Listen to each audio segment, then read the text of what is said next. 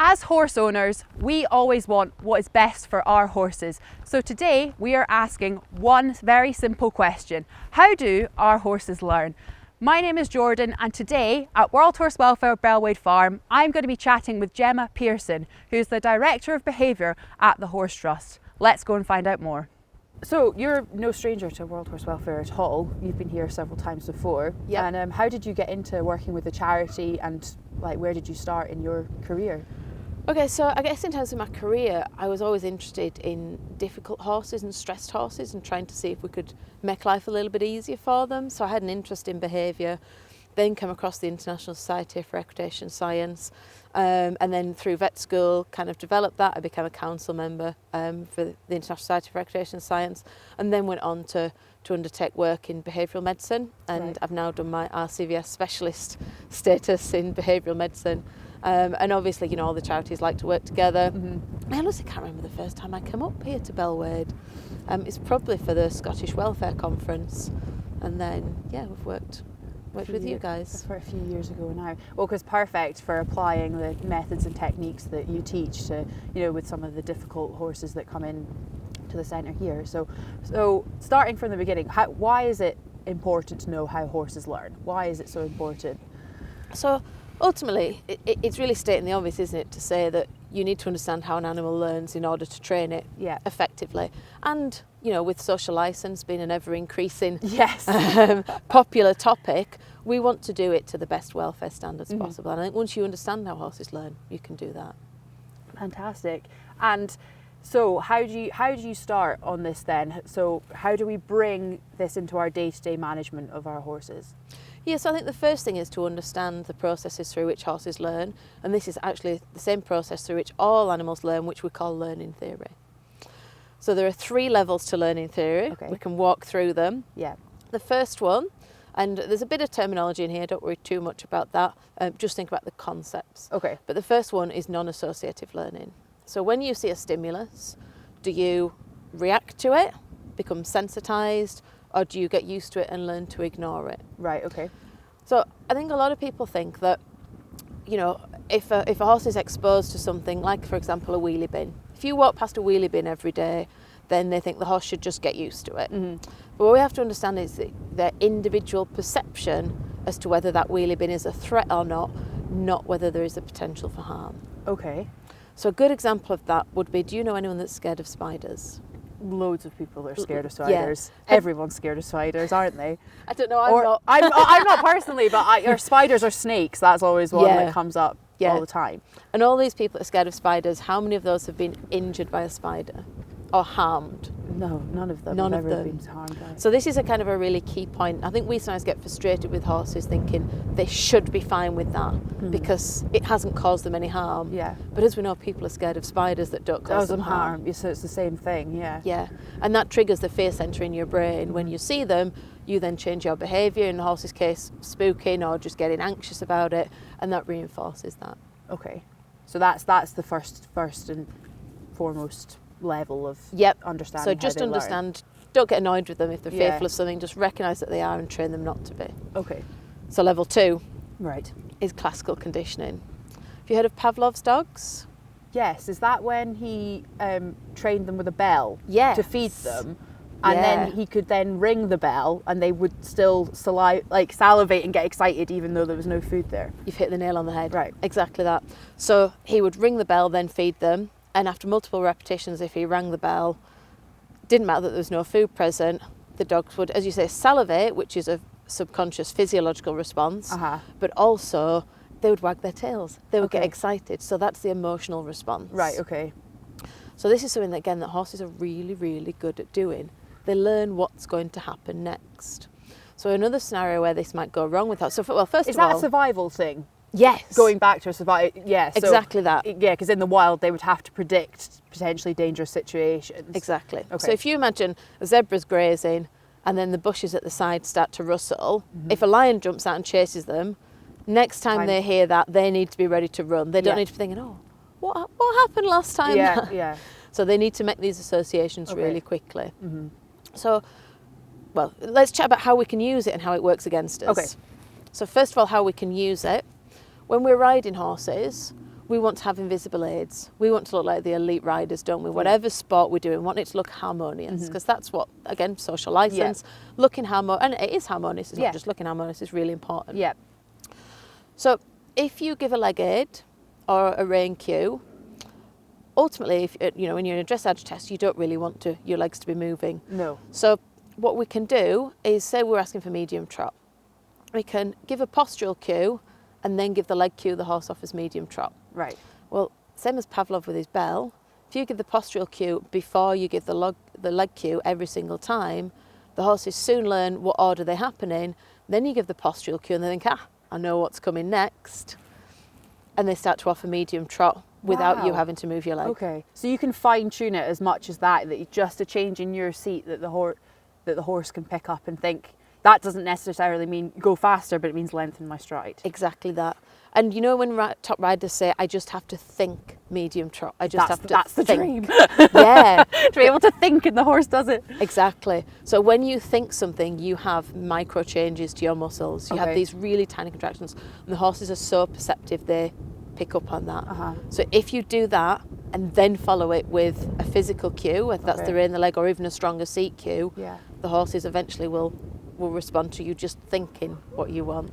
That's the dream. That's the goal. That's the aim, isn't it? To be able to just, to have that harmonious, well, not, as you said, not only the picture, but to be able to do that, it's like, that's why we do it. That's why we ride, is it not? Yeah. To be that connected. Exactly that. Yeah. So that's when it goes well, but it also goes wrong. Okay. Have you ever ridden a horse in an arena or been in an arena whereby there's a spooky corner to the arena? Yes. So I think what often happens is people think the horse is being naughty, or, because they go, well, it's never harmed him, there's never any problem there.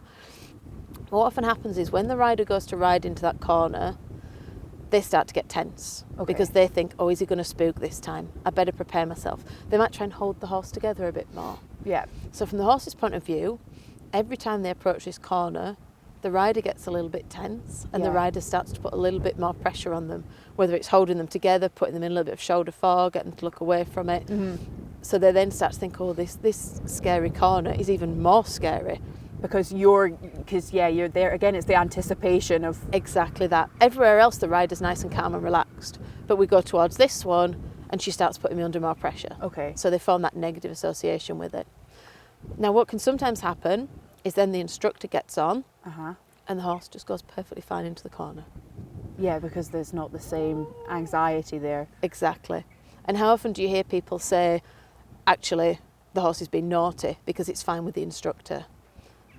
Yeah, a lot of the time. So the horse then gets the blame and gets tarnished with that being naughty or being bad, when actually it's an accumulative thing that's happened. I do quite a lot of showing, and you quite often see it. So I guess then, there might be one corner where a horse spooks and the rider then gets tense, thinking, oh, it spooked there beforehand. But then quite often, a lot of the horses in the same arena will then have a problem in that corner. Yeah. Like quite often, people will say to me, oh, watch out, because they've all been spooking in that corner today. Yeah. So do you think that's because... say a horse does spook and the rider gets tense, comes round the same bit again thinking, oh, the horse is going to spook at that banner or wheelie bin or umbrella, whatever it is, and then other riders see that and therefore then change their... Does it have a knock-on effect then? Yeah, absolutely. That makes total sense, because the amount of times I go into showing rings and everybody says, oh, watch out for that corner. Yeah, and to be fair, there are also, if there is a banner that's a bit more flappy, or if the horse sees other horses spooking, that's a component as well. Yeah. But certainly when you get somewhere that, going back to the spooky corner, the rider always have problems and the instructor doesn't, that's just because the instructor's more relaxed. They're less worried about the spook rather than it being the horse being naughty. It's so connected. I think quite a lot of the time, you forget how intuitive and how in sync the horses are and how they're picking up on what we're doing all the time, because I think you can get a bit complacent with it, especially I've got Highland ponies and they're naturally quite laid back, so you can get a bit complacent with that sort of thing and forget that they're actually so switched on, all the time. Yeah. And it does come back to that baseline level of that they are prey animals, aren't they? And do you find it always comes back to that very basic instinct in them that could be something that's going to threaten my life? Yeah, absolutely. So horses have the largest amygdala, which is a fear centre in the brain, than any species. Really? So, they're primed for fear. And I think, we're talking about Highland cattle and things like that. With cattle, we've actually domesticated them for quietness, Yeah. for ease of handling. Whereas with horses, we have done that compared to their wild counterparts, but we also want them to be athletes. So Yeah. we've kept some of that, like we haven't with necessarily some of the other species. I see. Cool. So that's number 2. That's number 2. And that's called Classical conditioning. classical conditioning. Right. Okay. Remember Pavlov's dogs? Pavlov's dogs. That's how with everyone the bell. remember it. Yep. Classical Yep. conditioning. Fab. Okay, so level 3. Okay. So this is operant conditioning. Operant conditioning. Right. This is how an animal learns to operate within their environment. And Okay. it's all about rewards and consequences. So classical conditioning is all about changing how you feel, your emotional state. Okay. Operant conditioning is all about changing your behaviour. Right. So there's 4 different quadrants to operant conditioning. We'll have a quick chat through them. The first one is positive reinforcement. Yep. So it does what it says in the tin. Positive means the addition of something. Reinforcement means to reward a behaviour to make it more likely again in the future. Okay. So can you think of anywhere where that might happen with our horses, where we might use it? Well, that's like maybe if you catch them in the field and give them a treat. Absolutely. Yeah. Yeah. So the behaviour of standing still to have the head collar put on results in the treat. Yeah. And obviously we do use food for training horses sometimes. So we may use clicker training. Yep. I'm sure you've seen, Yep. where we have some problem scenarios, or even just training horses things to do things that we want them to do. The timing is really important with positive reinforcement. Okay. So if we click, that tells them that was the exact moment in time that we wanted that behaviour. That we want them to repeat. Yep. So you can fine tune this. So I've got a thoroughbred at the minute, and I'm teaching her to do a little bit of Spanish walk and moving towards kind of PF passage. She's not really built for that, but we're moving in that direction. Very cool. So I have taught her to bring one of her forelegs up, and then when she gets it where I want it, I click, and then I give her the food. So then she offers her forelegs coming up higher, and she puts more effort into it because it's Yeah. nice for her. Okay. I see. Okay. So that's positive reinforcement. Yeah. Then we've got negative reinforcement. Okay. Now this is where people sometimes get confused, because negative just means the subtraction or the removal of something. So it's all about pressure release. Okay. And this is what we do with our horses all day long. Because we're either leading them and we're giving them cues on the lead rope, or we're riding them and we're giving them cues from our hands and our legs and our seat. So if you think about when you want a horse to walk forwards, if you're leading it, you pull on the lead rope, the horse walks forward, that releases And the then pressure. you let go. Exactly. We said before about medium trot, you give a leg cue. As soon as the horse starts to offer lengthened strides, you stop the leg cue. So we're training them, that's the correct response. Yes. And what you have to remember is it's the release that teaches, Just not the pressure. Not the pressure. Yep. So to start off with, as soon as the horse makes any effort at going slightly longer strides, you release your leg cue. Yeah. And then after a while, you expect them to sustain that for longer and longer. Okay. But it's really important that we always release. So the timing of the release is going, yep, that is the exact moment in time that you offer the right behaviour. That's what you offer again in the future. I see. Right. Okay. And we do that. Us that have horses, we do that almost subconsciously every single day, don't we? Regardless of what you're doing with your horse, or but much more than maybe the positive reinforcement. Yes, exactly. And I think you're saying we do it subconsciously, and I completely agree. I think what would be lovely is people thought about it a little bit more consciously. Yeah, because I would say I wouldn't think about that. I wouldn't think, oh well, I'm just pulling on the lead rope and then releasing. I wouldn't necessarily think in my head that was the reward. I just think I'm leading my horse out to the field. Kind of. Yeah, exactly. Whereas I think once you start to think about the release of pressure, everything gets lighter. Yes. And more harmonious again. And easier. Yep. So we've got positive reinforcement, negative reinforcement. Yep. So the other two are positive and negative punishment. Right. So again, positive punishment means the addition of something to stop a behaviour, and negative punishment means the subtraction or removal of something. Okay. So I think with punishment, what you're looking at is a change in behaviour over time. Okay. So an example of what people think might be positive punishment might be hitting a horse after it's stopped at a jump. Right. Now the horse might come around again, it might jump it because it's adrenalised, because you've just hit it with the whip. Yeah. But often that's not a very successful strategy in the long term. Okay. We often don't. And that's because from a horse's point of view, the first thing, I don't know about you, the first thing I do if a horse stops at a jump is I get tipped forward and I try not to fall off, and I get I get my balance back. Yeah. So by that point it's too late. Okay. So we said about the timing being really important. So if a horse has already stopped at a jump, you're now hitting it whilst it's stood in front of a jump. So you're then punishing it at for the wrong behaviour, because they. So am I right in thinking that the horse doesn't have the ability to think, well, I've just been smacked 30 seconds later for stopping at that jump. The horse thinks, I'm stood still, why is she smacking me? Exactly that. Right, okay, yeah. So they can't rationalise and think, well, if I Yeah. hadn't have stopped at the jump and jumped it, then I wouldn't have been in the situation where I stood in front of it. Yeah. That requires a higher part of your brain Right, that okay, horses don't yeah. use particularly. But I think I would think that, you know, I would put that on, and I think we do that, Yeah. is put these Yeah. human-like emotions on, and believes that, Yeah. with the belief that the horse will understand Yeah, exactly. you're getting smacked because you stopped Yeah. at the fence. Yeah. Yes, yeah. And they don't. So you've got to think, you know, positive punishment. I mean, I'm not sure we should be using it with horses. Yeah. If you do, it would have to be in the moment as something is happening. And of course, what they're not addressing is why the horse was rearing in the trailer in the first place. Yeah. You know, and you can almost with punishment get into a scenario where you go, the horse is fearful of something. I'm going to make them more fearful of me than what they're fearful of. Right, okay. And that's not what we that's want never to going to do. work. No. That's never, no. And that's just not, you're not going to have happy horses, are you, if you do that? Or happy people, and then I suppose you get into is the similar spiral if we're talking about the example of a horse not loading or rearing in a trailer. If you then if you then think every time a horse goes into a trailer it's going to rear, you'll then change your behaviour. Exactly. Oh, it's actually Yeah. it's actually not that much to do with the horse. It's about you, isn't it? It's about training. Yeah. You know, if you can Yeah. kind of get yourself into that headspace and retrain yourself to think like that, then will you find that you have less issues potentially? Definitely, because we all get frustrated when horses aren't doing what we want.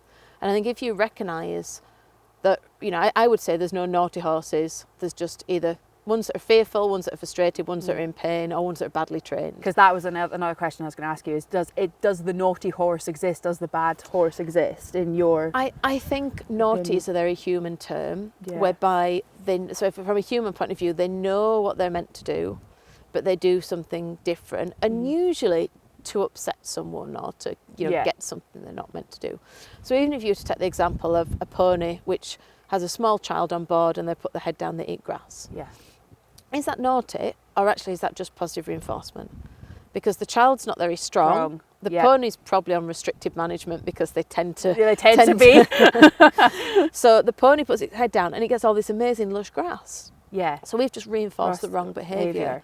So rather than getting upset with the pony, just put some grass reins on that stops it getting its head down, and then it's fine. I see. Absolutely. So that's positive punishment and negative. So with negative punishment then, is that the same of the removal of the pressure? That. So not removal of pressure, but it's usually removal of something that the horse likes. Right, okay. And this doesn't really work with horses. Because so that must be really tricky. Yeah. Could you give me an example of how that worked with removal? I don't think it does. It doesn't. And that's why I think we should move away from it. I've heard people say things like, the horse was really badly behaved in the lesson, put him back in the stable and take his hairnet out so he can reflect on what he's done. Well, horses don't have that part of the brain. Yeah, that's not going to work because the horse won't associate that with having the lesson. Exactly. Okay. So horses live in the moment. Yeah. So whatever we do to reinforce or anything else, we have to be doing it at that exact moment in time. Okay. And how many times, for instance, does the horse, you need to correct, how do I say this, correct the right behaviour, reward the correct behaviour? How many times do you need to do that in order for the horse to learn that that's what it's to do? Going back to your medium trot and the change of posture and then giving the aid, is there like a set programme, or is every individual horse different when it comes to that sort of thing? So every individual horse is different, and it's going to depend on how quick they learn, and also things like medium trot physically. Yeah. You know, as well as mentally. Yeah. What I would say is normally if you get 3 improved responses, if you give the horse a quick break at that point in time, and then you come back and you do some more reps, and then you get another 3, then you give them a break, and then you come back, and then when you get another, at that stage you'll often get 3 good ones in a row. Okay. And that's a good time to stop. So that's a little bit like if you want to build up your biceps, you go to the gym and you might start doing some bicep curls. But if you just keep doing that, your muscles just get more and more fatigued. Mm-hmm. So what you actually do is you might do 10 reps and then you put it down and you wait and you allow your muscles to be replenished with energy. I see. Perfect. So just very quickly to recap. So the three levels, number 1 are non-associative learning, so either habituation or sensitization. They get used to it or they become more reactive to a stimulus. Number 2 is Classical conditioning, Pavlov's Pavlov's dogs. And then number 3 is the Operant conditioning. So basically negative and positive reinforcement. Perfect. Thank you. You're very welcome. What an absolutely fascinating chat that I've just had with Gemma, answering the question today, how do our horses learn? One of the key takeaway points from the very get-go was understanding how intuitive our horses are to our own behaviours. They are so in tune with us. So for instance, if you're stressed, if you're anxious, if you're worried, the horse is likely to feel that too in certain situations, which then can affect their behaviour. Moving through, I think one of the best things I learned in that conversation was about the positive and negative reinforcement. So the positive reinforcement is your clicker training, rewarding the horse with your voice and with some food. Remembering the key to this is timing. It's all about timing. You reward the behaviour that you want instantly. Again, with the negative reinforcement, it's the pressure and release, but it's the release that is really key. You have to remember that these horses, our horses that we love really dearly, they live in the moment. So everything has got to be done in the moment with them. If you've enjoyed this video, please leave your thoughts and opinions in the comment section. We would love to know what you've learned and taken home from today. And please do consider subscribing to get notified when the next video in this series drops.